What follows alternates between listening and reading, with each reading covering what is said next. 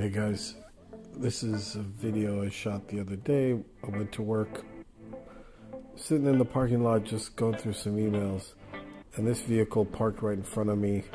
People left, and then I noticed some movement under the car. At first I thought it was leaves, but here it is again. Look at that thing, back and forth. It is some kind of a rodent, chipmunk, I don't know what it is, but it's alive and it's jumping back and forth from the engine area of this car. This is a daily driver, a car that doesn't sit still.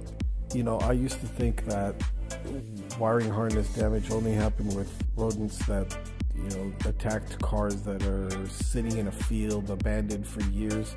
But here's a car that moves every single day.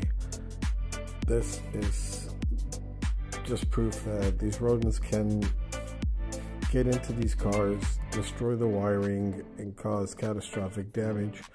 This is important for classic cars, for modern cars, for electric vehicles, hybrids.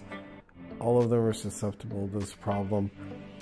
The solution is easy with the DIY rodent repellent that you can put in different areas of the car.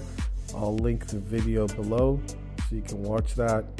If you can, comment down below. Let me know if you found other ways to keep these critters away from cars. And if you could, like and subscribe. Really appreciate your support. Have a good one.